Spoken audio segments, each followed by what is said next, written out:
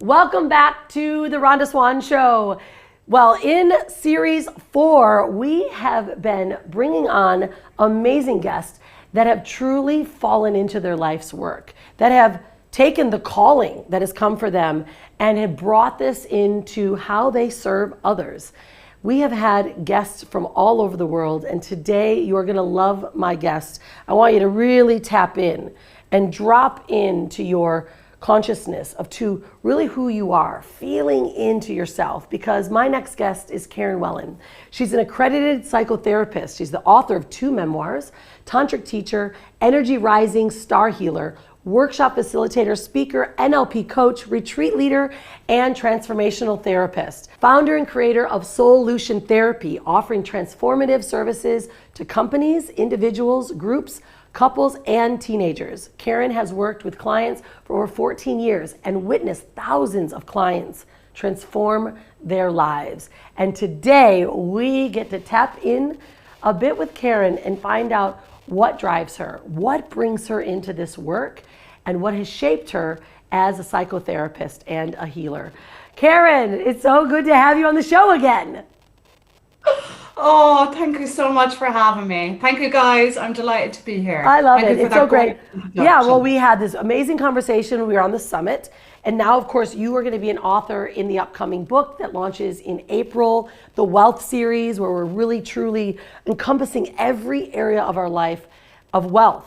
Wealth in our spirituality, wealth in our relationships, not only financial wealth, but a wholesome, wild woman. And you, my dear, fully fit that mold. And I'm so excited to have you again so we can tap more deeply into the work that you do. Now, because you being a psychotherapist and a healer, how did you come into that? Was it something when you were really little? Like, where did this first spark for you, and how has it turned into your life's work now? Oh, that's a wonderful question. I suppose in one way I've lived a very ordinary, extraordinary life's path.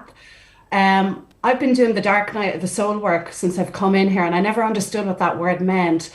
But from a very young age, I've had to work from a place where I've had to go inside of my own inner abyss, my inner matrix. And I learned from a young age, again, the art of alchemy, turning pain into love.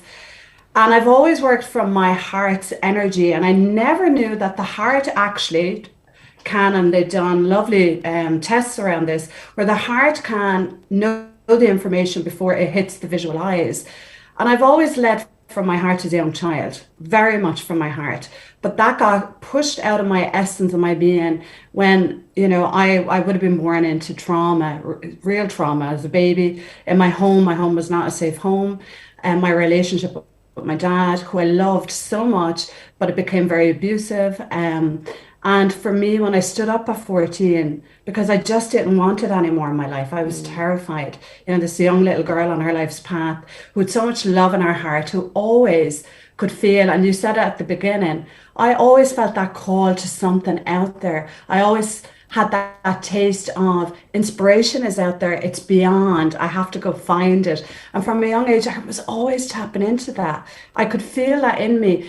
I'd be in school, I'd have my desk over by the window, so bored from just that school education. And something in me would just hear this call. And it was like as if, the divine was ringing me up and going, hey, I'm out here. And I would feel into that.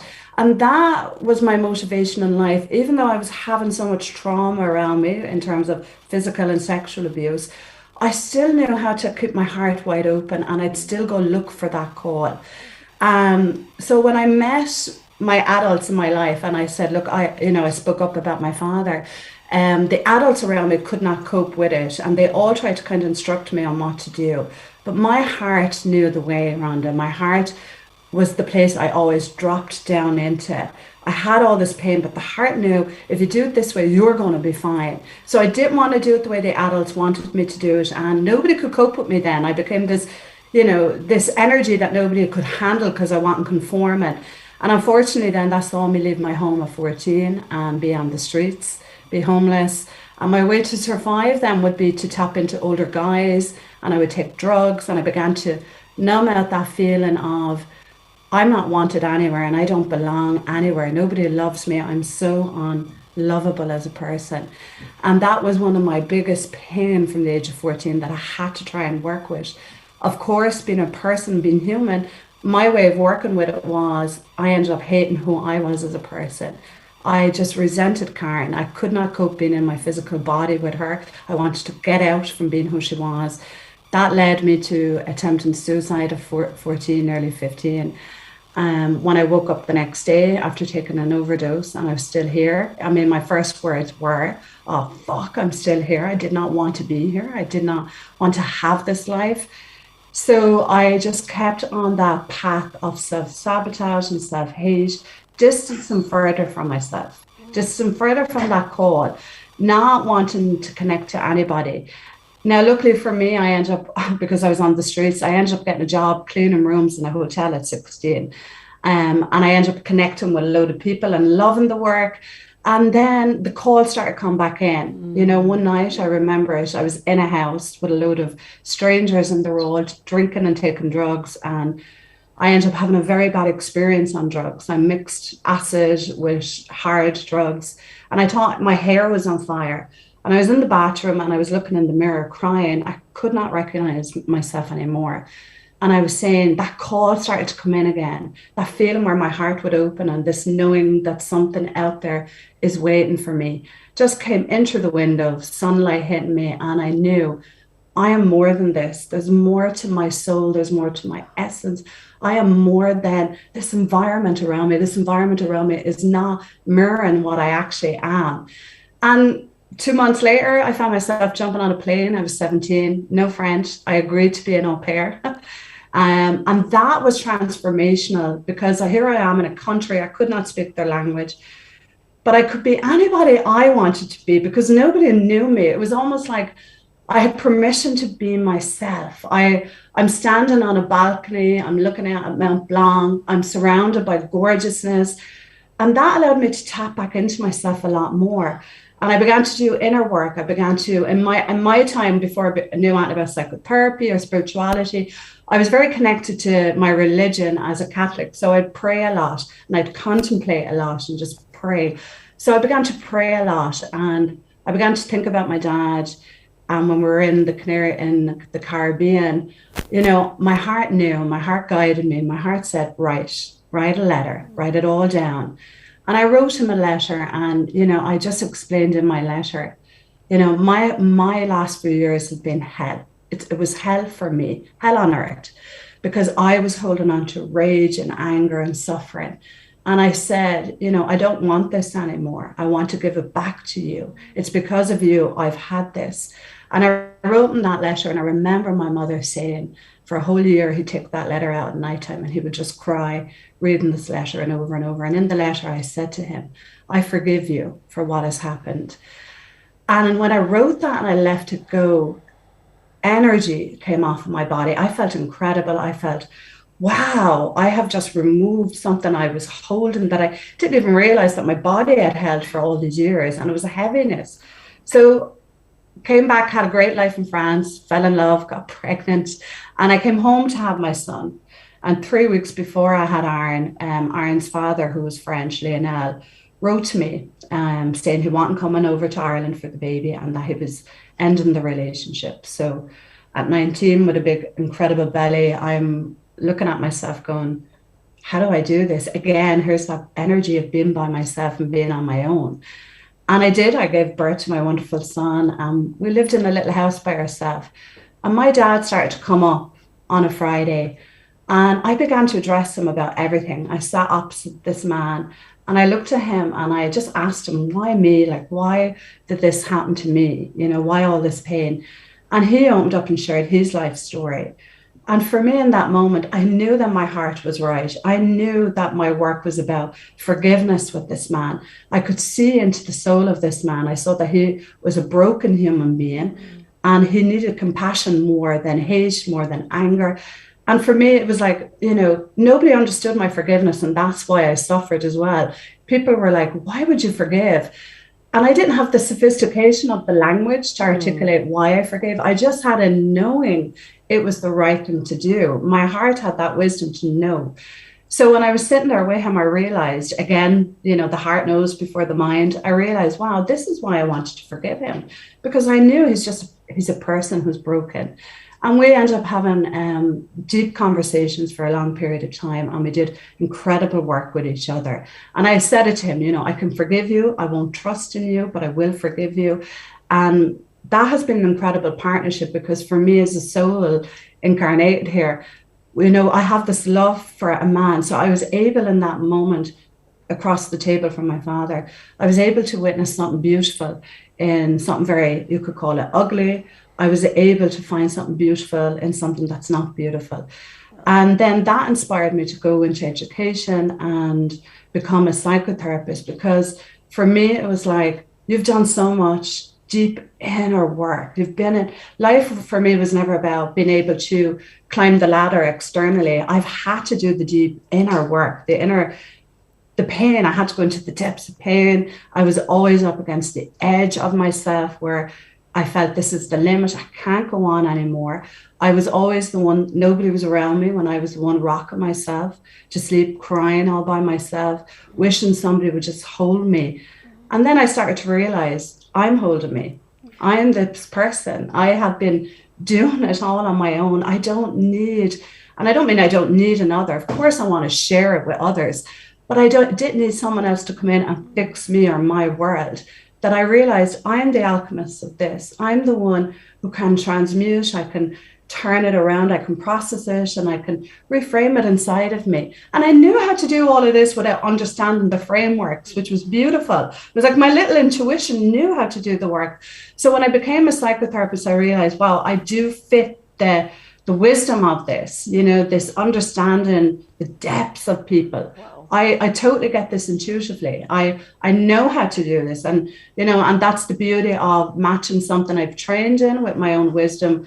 You know, I can, like a dowsing stick, looking for water on a landscape, I can drop into where it is in a person, which is glorious, because then I can attune with them in ways, you know, that they haven't learned to attune with themselves. And I do it with great love and compassion for them, which is what we all need. We all need to be met and be seen as who we are, with love and compassion, you know, because we're so good at punishing ourselves that we're terrified. We're terrified of, what will they think of me if I share this with them? And I'm that person who will not think anything of you when you share that with me. I'm the one who wants to go into it and show you, by sharing it, as I said before, the way out is the way in. By really tapping into it and sharing what you think is your deepest, darkest part of your shadow. And if you're met with love, wow, that is so transformative. And I've seen it personally with my dad, and I see it in my work the whole time. Gosh, Karen, thank you for sharing that, because, you know, it made me think, as you were sharing, that the statement that only hurt people, you know, and it has so much more meaning. And to be able to be that one that actually saw that and go through what you did and allow yourself to heal. And it's like, I think now, especially more than ever, the world is starting to see this, and just by you sharing that story, I can really feel how others can look back at themselves and go, wow, you know, like, is there something that I need to heal, and what am I breaking? And you know, it takes a lot of courage to do that. I mean, and you know, I was talking to earlier at another interview that I was doing, and the woman was really talking about how, you know, we know already inside of ourselves, you know, what maybe it's the path that we were meant to take, you know, and then instead of going, why did this happen to me? It's like, well, it's these experiences that we go through that help us find our path and who we are. Would you say that, you know, with you being such a young girl, that those experiences helped you to be even a better mother or better guide to your son? Definitely, you know, and I always say this, you know, my parents showed me what it is you don't do, you know, and, you know, my poor mom always said to me, I think I handled it all wrong. And I was like, you know, here I am getting to be the person who can also give her the hand of grace and the grace of love. And I said to her, you did what you did with the consciousness of what you knew what to do. And I have witnessed that, you know, I dealt with those challenges from the age of 14. And that was preparing me when I stood into my 30s, and when I released my first memoir. I released it in a timeline when everything condensed and went wrong. I was in a 14-year relationship, and he had an affair. I had a tumor in my gallbladder. My gallbladder had to come out. I was being very badly bullied at work. I had just launched this book out there, my first memoir. It brought up everything from my family, which was chaos again. And my partner left, and all of a sudden I'm homeless at 30, this accredited psychotherapist with 2 kids, because we had planned to go and live on the land in where he was from as a farmer. And I had not prepared for myself. I didn't take care of myself financially. And here I was, like, massive operation due. And again, when I was in the bed in the hospital, I'll never forget, the doctor came in, and no one around me, again, no one, but this was in a different energy. And the doctor said to me, we found a growth in your gallbladder, but it's benign and they do turn cancerous. And I remember receiving that information and looking around, and there's no one around there with me hearing this. And I take it in, and that night there was a woman beside me who had Alzheimer's. And her bed was very far away from the nurse's station. So I had to ring her bell every time, because she couldn't walk. She'd forgotten how to walk, but obviously she couldn't remember that she couldn't walk. And here she was getting up out of the bed. Oh. And I'm ringing the bell all night long. And I looked at it and I went, wow, me and her don't know each other. But yeah, I'm the one, without her knowing, I'm the one protecting her right now and her vulnerability. And I was like, this is incredible. How gorgeous is this, that this is what me and her have in common. We're both alone, but yet we're not alone. So it was a gorgeous little moment for me to realize, to get out of the victim perspective of, oh, I'm by myself. I was like, no, you're surrounded by so much. It's just not in the room with you, but you are surrounded by so much. And I realized then I'm getting ascension here. My consciousness is about to shift again, because of the experiences I have, like everything, pressure, diamonds, come on, diamonds love pressure. It's how they come into formation, and here I am going, I have been put under mass pressure in the space of 2 months. This is for my growth. I'm about to have an ascension, which I now realize when life comes at us and it puts so much pressure on us, I now welcome that. I'm like, I'm ready for the upgrade. I can take this on. Give me the upgrade for this. Even if I go into my little human self and get very afraid, I still know life is my teacher. Life is bringing something to me to remind me of what it is that I am. In other words, I am bigger and stronger and more than the situation that's coming at me. And I now know this. So I can welcome that in. And that's what I teach my clients. I remind them, you are bigger than the experience. If you get lost in the experience, then the experience becomes bigger than you. But you're much greater and bigger than this. This is an opportunity to recognize more about yourself that you would never have met had you not had this encounter with this experience. Then they get it. Then they go, oh, wow. And it's just a lovely way to shift the programming for people, because we're not used to realizing, I didn't grow up going, I'm a little warrior. I'm here to take this on. I'm here to clean my intergenerational line. I totally sat there and was like, why is this happening to me? And that hurt me, Rhonda, that tag, why? It's a very painful energy. Why? It really diminishes us energetically. Yeah. The minute I turned my why into bring it on, that totally changed how I handled everything in my life. Well, it does. I mean, it's like it's shifting our perspective. It's shifting the way that we perceive things, like how we're taking them in. It's like, imagine if all of humanity could actually see their life this way. Like what would the shift be like? And so often, like I go through these moments where you see people you can see the spiral that they go into, but then the moment they see a little bit of a light, and I think that's what you're doing for people. You're really giving them that little glimmer of light that allows them to see through that all of this is just part of our journey and that we can make it through it. I was reading about your memoirs, and you published 2 memoirs, right? And what was that process for you? More of like a healing process? Like how did this come about? And how was the experience of you doing that? Sure. The first memoir came about when I had finished 10 consecutive years of college and said, I don't know if I want to be a therapist. Everyone's like, 10 years. And I was like, and really now when I look back, what it was my soul was saying, I actually need some space now to integrate all of this learning that I've been exposed to. And I moved into the country, and I've been a city girl my whole life. So I moved into the country, and that was glorious because I could feel the silence in that environment all around me. And in the silence, I could hear the whisper of my memoir coming to me. And I knew I'd wake up and I would wake up and I'd go, oh, I'm going to be writing my book starting tomorrow. I can feel it coming. It's coming for me. I'm ready for this. And the first book was easy to write. I went every Friday into a glorious little bookshop and sat there. And I love energy of books. I love the feel, and I love knowing that people's soul essence is in books. And I just love that. And I sat there every Friday for 1 year, and I wrote the first book. And it was getting my story out, and it was giving me permission to write it in a way. A lot of people, even my own family, did not know what it was I went through. They did not know I was even homeless. I mean, it's so sad to say that, but my mom, I was living with my aunt, so my mom thought that's where I was, but my aunt didn't know where I was. God love her. So I got to write my story. I gave myself full permission to write my story down because she needed to be seen. That little inner child, she needed that. She needed the words of that to come out and to be seen. And that was wonderful. But when it came out, when it published in 2015, you know, it was, will call for my family.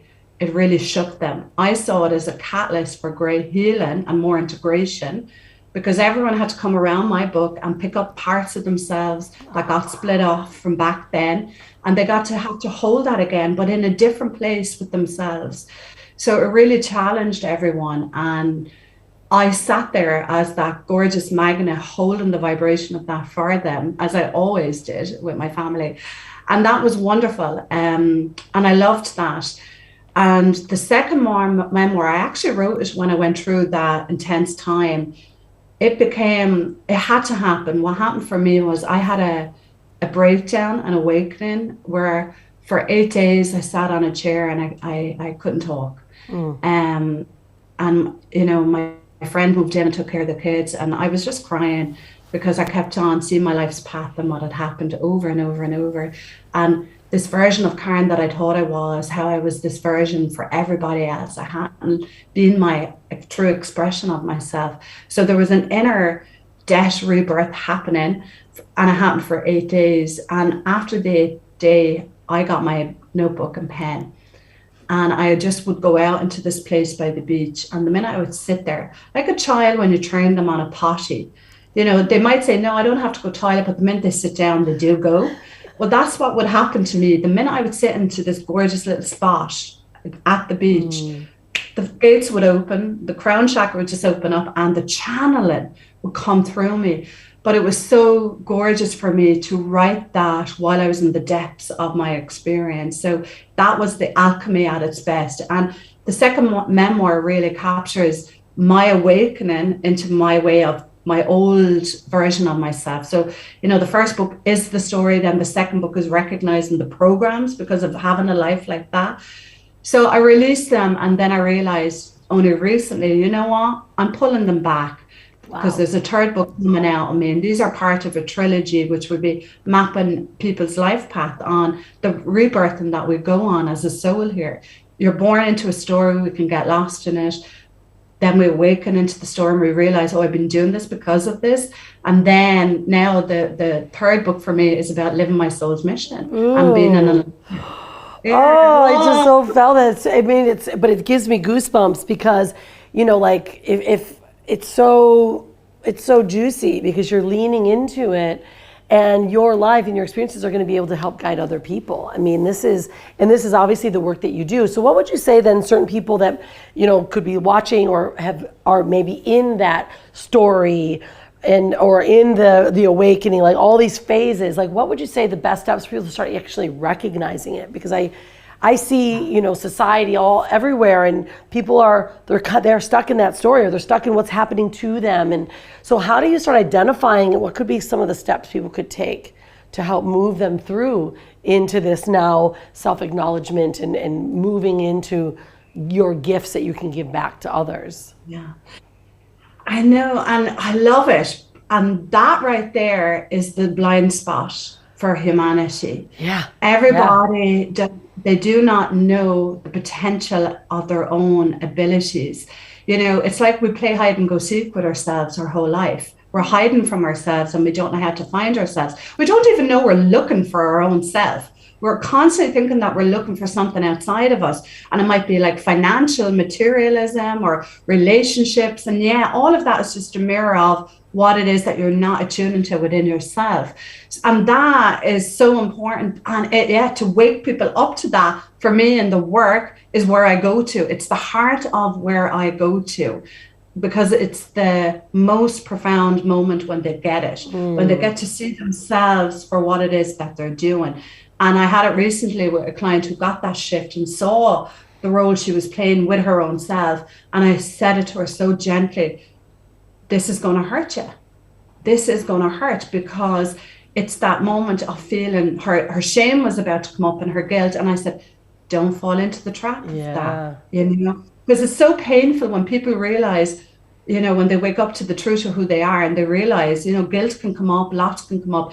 So how do you do that in a strategy way? You know, the first thing that I do with people is I have to understand their own mindset. I need to hear their narrative. I need to know their story. And then I reframe to them, or I mirror back to them, aspects of themselves that they don't see in their story. So I might say to them, isn't it incredible the power that you have to be able to have handled all of that, and you're doing this right now? And they kind of go, oh, I didn't think of it like that. And I'm like, wonderful. Now I'm feeding in a new way of consciousness. I'm feeding back into them the truth of their light. They're split off from their light. We've all been split off from our light, that we are, you know, and that's why we're here. We're here to remember that we are. So I spoon feed it back through the work. And I'll do that. And if a client is disconnected from their body, I will do tantric practices to bring them into their body and liberate themselves within their own body. Because for me as a woman, the body for me can be the biggest obstacle of feeling the love of yourself within, you know, because I would have grown up totally judging this poor little body. When I think of this body, what a God. Oh, you know, so it will depend on the client. Every client is so unique for me, but it will depend. It'll either be I spoon feed the narrative and I mirror in the work that I do, or it might be through the body work that I do with a person. But that is it. That is the blind spot. How do you give them something that it's on the tip of their nose? Right. You know, how do you do? Because if you give it to them too quickly, they'll run from it. Yeah, because it's too truthful, right? It's like too shocking even, right? We have to come to our own realization. I mean, this is really beautiful work, and this is what we're craving and asking for, so that humanity can wake up and see themselves and start making their own sovereign choices, and realizing these experiences are just what's made you to where you are, but you can now recreate it yourself.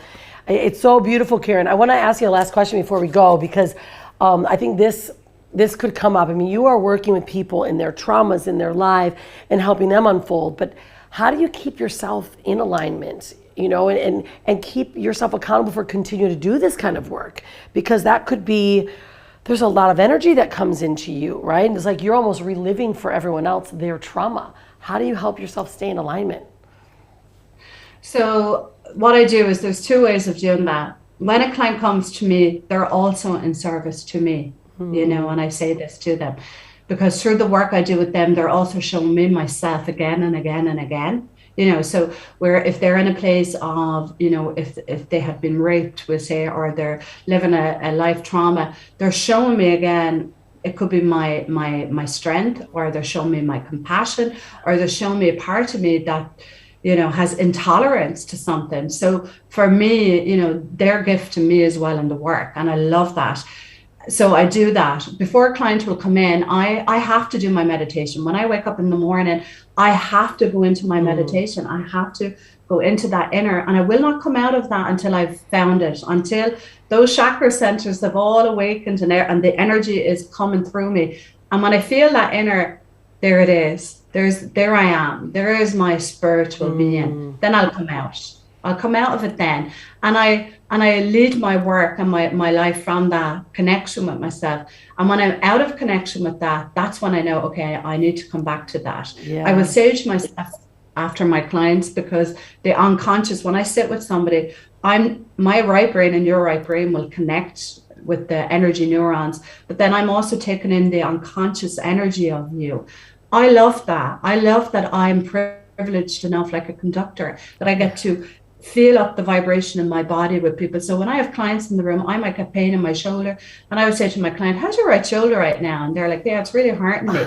You know, and I'm like, okay, let's go in here. Let's feel that. Let's connect to the shoulder. Let's close your eyes. What's common when we feel that? And they're like, "Oh, I see my grandmother there, and she's holding me and she's angry." So I'm like, great, you know. So, and I love that. I love that I'm that attuned with people that my body will resonate with where they're at and what's going on with them. And that's a gift. I'm like, thank you, God. All I want to do is be utilized to help people come out of pain and suffering. There's great magic in it, and we don't need to be so afraid of it. There's so much wisdom. I have found myself through the dark night of the soul. I have found her, and I love the dark night of the soul. Like I'm right now having a period, and I call that, you know, in Tantra we learn that as being like the winter energy. It takes a lot of energy in a woman's body to build up to this, and then when you have that release, that's a debt energy we're letting go of. So before a period, I will not take on a new client, a new contract. I won't do anything new, because all of my energy has to go into what's already around me. But when after my period, I will take on a lot of new stuff, because I have so much energy. It's the manifestation energy of women. This is where we're in our magical time. So right now, this is why I'm in black. Right now, I'm having a release of the debt energy. So some clients, when I attune to them, this is where I do great work with grief. And right now on the planet, you know, I have a few clients who are so sensitive to what's going on, and they absorb it without realizing it's the collective consciousness, you know, and I will send them a little message, because I know where they're at in their period, and I will mind them in that space and get them to understand, okay, today it's about wrapping up, today it's about nurturing me. I'm more sensitive and I'm feeling a lot more, and then we'll come out of that again. So like, I just feel grateful that I have gotten to have such a very challenging, glorious, wonderful, as I call it, ordinary, extraordinary life. I love that I've had what I had with my dad. I love that happened to me. I really mean that. It brought so much into my heart in a way that I have never realized how powerful my redemptive heart is. Thank God I now know that. I love my whole life. It has brought so much for me, because now I can sit across from another person, and I can be the one to pick them up when I was in the depths of my pain and there was no one for me, and I know what that feels like. I can now be the one who can come in there and go, I'm here for you. And I mean that, like, I'm really here for the work. Wow. And I feel so privileged. Yeah, really well, do. I mean, we are privileged to have you as, you know, someone that takes a lot to take on this. This is a responsibility, if you will, right? You've been given that gift to do that. And so do you work then with clients all over the world? And if you do, how can, you know, my global audience learn more about you or find out about the work that you do? Because this is something that people are yearning for. Yeah, most of my work has been here in Ireland, which has been lovely. But now I can hear the soul tribe, as I call it, calling for me. I'm now, because everything has gone digital online, I've now realized there's no difference with me working through a screen or if I'm in the room with somebody. It's still, I still can do that attunement. I have clients in England where I do it over the phone and I close my eyes, and attunement is unbelievable, you know. So I realize it doesn't matter where I'm put, I will attune to the work with you, and I love that. So I'm now open for whoever wants to come and do the work with me. That's all I want. If you're ready to find yourself and you want this work, I'm here for that. And I love that. And people can find me on Instagram as the .solution.therapist. And I've hidden the word soul in solution, you know, because I am that soul. I will find the solution for your soul. And that's how I look at it. They can find me there, and my website is the same. It's solutiontherapist.com. I love it. Karen, thank you for standing in your light, for going through what you did, and for healing that so that you can also heal others. You are a gift. I cannot wait for us to meet more and launch this book together, share our stories more deeply with the world, with other wild women that get to see us as a mirror so that they can see inside of themselves. You're a true gift. Thank you, sister, for being here. I know it's early for you, so thanks for being and sharing with us.